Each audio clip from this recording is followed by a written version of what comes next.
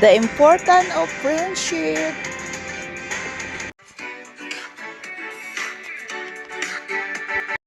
Hi, this is Madam Chair at muli po, samahan niyo po ako sa isa na namang ibabahagi natin sa inyo. Marami pong nagtatanong, ano ba ang friendship kay Madam Chair? Kaya atin pong tatalakayin. Let's go!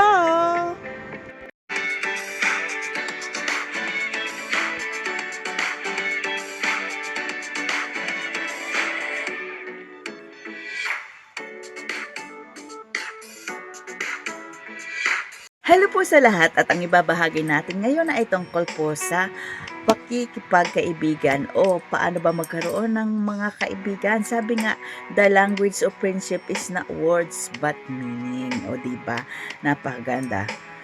Bakit ba kailangan natin ng friend or best friend? Sabi nila, because they laugh at the same time, stupid things na ginagawa natin, because they give us as honest advice, because they will be there for us even if they're 1,000 miles away, because they celebrate with us when we are our best but still love us and ours boss. Dito po sa ano na ito, lahat po dito dinetalye niya ang pagkakaroon natin ng close friend or matalik na kaibigan kasama natin sa ating buhay, malungkot man tayo, masaya man tayo, lalo na po yung kapag may pinagdadaanan po tayo na hindi maganda, nandyan lang po siya sa tabi natin. Kahit nasabihin malayo siya sa ating piling, ramdam natin yung presensya po nila, yung pag-ano po nila sa atin. At syempre lalo na kapag yung tayo ay nasa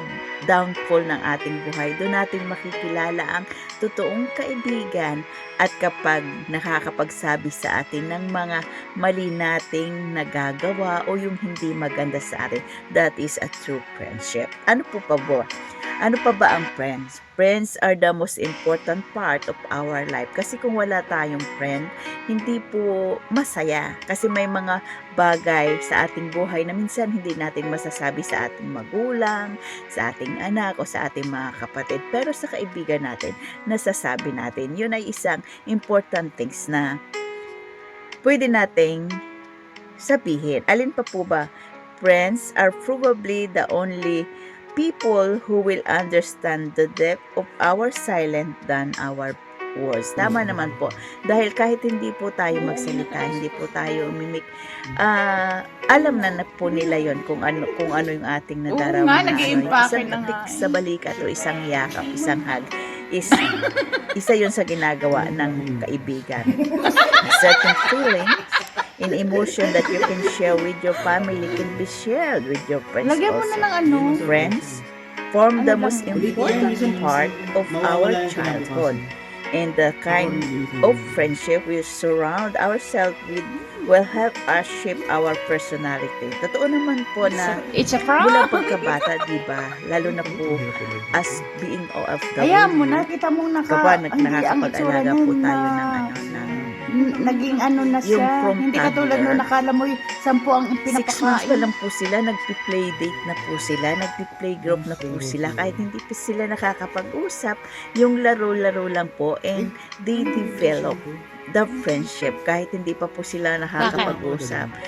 They familiarize yung mga nagiging kasama nila, kaya pagbalik sa play date, they know each other kahit hindi sila nakakapagsalita, kumbaga naglalaro na sila, hanggang sa paglaki po nila. So mula po talaga pagkabata, nagkakaroon na po ng tinatawag na kaibigan. Ano po ba ang friendship? Friendship is the rainbow between two hearts sharing even 7 colors. Ano ba yung 7 colors of friendship? Feelings, love, sadness, happiness, truth, faith, secret, and respect. Yan. Feeling. Ano pang feeling? Kapag ano man ang nararamdaman natin, kasama natin sila. Yun ang totoong friendship po. Kapag masaya tayo, nagiging masaya din sila. Kapag sad tayo, pinapasaya nila tayo. Kapag nalulungkot tayo o may pinagdadaanan tayo, kasama din po natin sila. At kapag may problema tayo, nandyan lang sila para tumulong at magbigay ng advice sa atin para malunasan yung ating problema.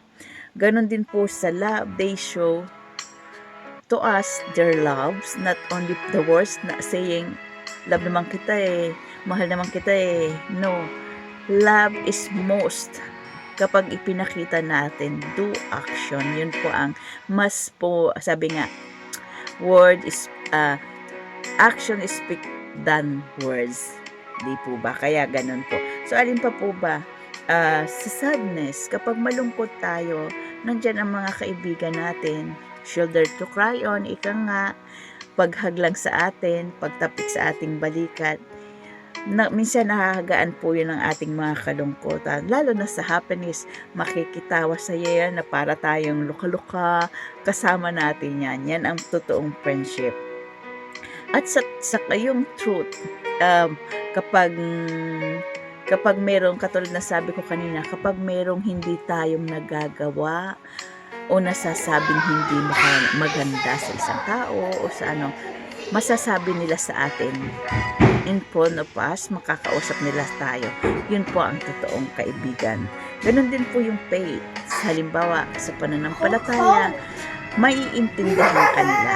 Hindi kailangang mag-away kayo, hindi kailangang magtalo kayo. They respect your beliefs. Their beliefs. Ganun pa ang tunay na kaibigan. At syempre, secrets. Kapag sinabing secret, Nobody press. sekreto, diba? Kapag sinabi sa'yo, walang dapat third party na involved na pinagsabihan mo. Kasi very common sa tao, akala natin close friend natin. At katulad ko, akala ko close friend ko siya, best friend ko siya. Pero sa kanya pala, aside sa akin, meron pa siyang best friend, close friend. So, ang nagiging sitwasyon is, sasabihin ko yung problems ko o kung yung sekreto ko. But, dahil best friend niya yon, sasabihin niya dun sa isa. So, hindi po dapat gayon. At respect. Kumbaga, paano natin may papakita sa ating mga kaibigan, sa mga tao ang respeto?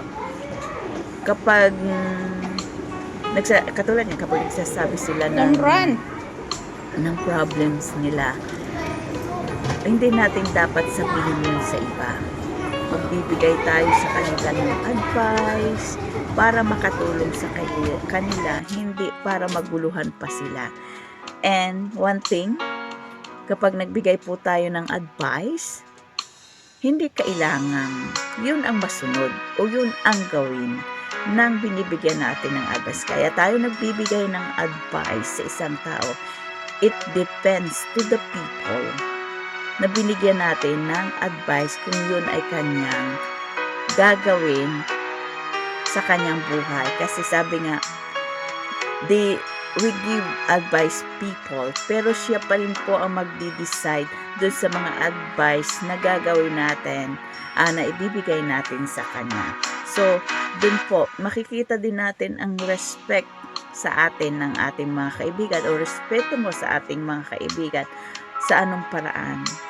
Kumbaga, nire-respect natin yung kanyang desisyon, yung kanyang gusto, at saka yung hindi gusto niya sa kanyang buhay. Kumbaga, naiintindihan natin. Although, halimbawa, magkakasalungat kayo sa isang sitwasyon, irerespeto natin yan. Ganun po siya. And, ano po ba ang ng friendship? Ito pa po ang magandang ibibigay ko sa inyo.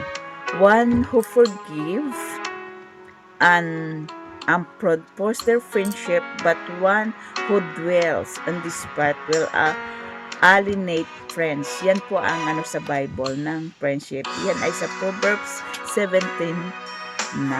Di ba napakaganda? So, kailangan nating ang pagiging magkaibigan po natin, kailangan din base sa gusto ng Diyos. Hindi tayo nakakalabag sa batas ng tao at sa batas ng Diyos. Laging nakasalalay para sa ikabubuti po ng ating sarili, kaunlad ng bawat isa. Dapat doon po umaano ang ating pagiging kaibigan. And sabi nga nila, tell me who your friend is and I tell you who you are. Minsan tama din naman po kasi kumbaga nga, Pero hindi sa lahat ng pagkakataon na kung ano yung kaibigan mo, ganon. Kasi meron pong mga tao na, may mga kilala ako na mga tao na mas kinakaibigan niya yung mga ano po, yung katulad ng halimbawa, yung mga hindi nag-aaral, yung mga nakatambay lang dyan, yung baga, yung sabing black sheep sa pamilya, yung mga basagulero, o yung mga, Oo nga, nag-i-impake yung buhay ay walang direction. May kakilala po ako na gano'n, na sabi ko, bakit sila ang kinakaibigan mo? Ay meron namang mga mas, kumbaga ka-level mo na mga Lagyan mo tao ng ano. na po pwede mong Ano kaibigan. lang. Pero ang sagot po kasi niya sa akin is napakaganda. Kaya nakuha ko po, sabi niya, kapag ang aking kinaibigan is mabubuti, It's a prank. yung nasa magandang direction ng buhay, Ayan mo, What- nakita mo anong silbi hindi ang ko itsura nun sa na- kanila kapag ganon. So, naging kung, ano na kung siya. ang mga Hindi katulad nung kinaibigan ko ay nakala mo katulad nila, 10 ang katulad ng sinabi pinapakain. ko nabagit sa kanila, mga wala pag direction ng buhay nila. Isa o dalawa doon na mapabago niya, di ba? It's a big help bilang kaibigan na makita natin na nagkaroon ng direction ang buhay nila. So, sana magsabi ka. Kaya doon sa mga tao na nanonood ngayon at nakikinig ngayon na kumbaga parang iniitsapwera natin yung mga taong hindi natin ka-level o yung mga taong parang ano sila sa buhay. Dapat po mas natin bigyang pansin yung mga ganun. Kung sa atin mamumulat o makikita nila na ay oo nga dapat ganito pala ang dapat kong gawin. So sana ay may nakuha po kayong magandang ideas o pwede niyong i-apply sa sarili niyo about sa friendship. So that's it for now, at sana si Madam Chair ay nakagawa ng nakapagbigay sa inyo ng konting kaalaman about sa friendship na siya namang atin pong ginagawa sa ating pagkakaibigan dito sa Hong Kong bilang OFW. So, that's all for now. Mga kachiripig, nabitin po ba tayo sa topic natin ngayon? At hanggang sa muli po, at sana po inyong naibigan, at kung inyo pong nagustuhan ang ating ibinahagi ngayon, mag-like, heart, subscribe, kapag hindi pa po kayo friend ni Madam Chair. At syempre, wag natin kalilimutang i-share at i-hit ang notification bell para lalo po kayong updated sa mga videos na ibabahagi ni Madam Chair. Mag-iingat po tayong lahat at always take care to yourself. Lagi po tayong makipag-ugnayan sa ating mga mahal sa buhay. That's all for now. Bye-bye. God bless.